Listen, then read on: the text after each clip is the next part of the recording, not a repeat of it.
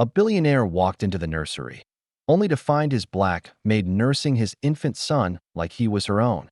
But what he did next didn't just shock the staff. It changed his entire legacy forever. Asterisk a grand estate in the countryside.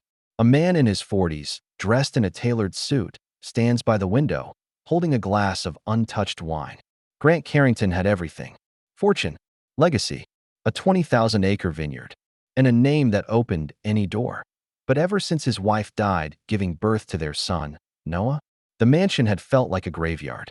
His son, only 6 months old, was raised by nannies, assistants, rotating faces with cold hands. Grant stayed in his office, in meetings, in grief, until that day, the day he came home early. Dim hallway. A soft lullaby echoes from behind a half-open door. A golden light glows from the nursery. The nursery door was ajar. That was strange. He hadn't visited in days. That he heard humming, gentle, melodic, and the soft sound of suckling. Curious, confused, Grant pushed the door open. What he saw shook him. A black woman in her early 30s sits in a rocking chair. She nurses a baby boy gently, humming a lullaby, unaware of being watched. Asterisk there she was, Elena, the new maid his assistant had hired only a few weeks ago.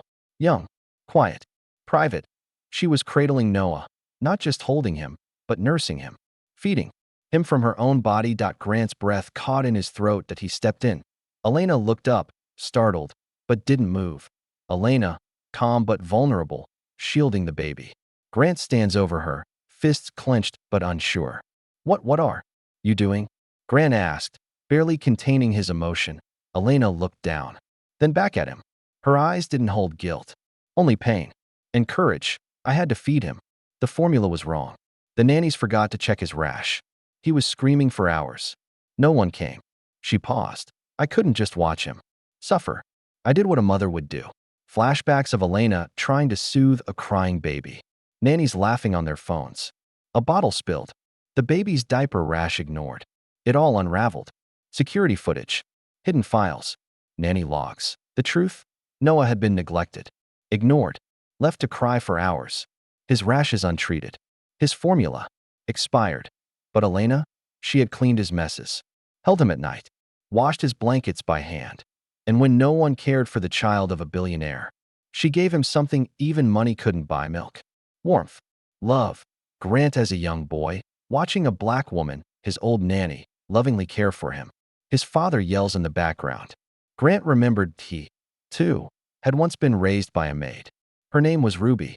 She had taught him how to tie his shoes, how to pray. His own mother was too busy with charities, and when Ruby was fired for being too close, he had cried for days. That he never forgave his father for that. At a press conference, journalists stunned.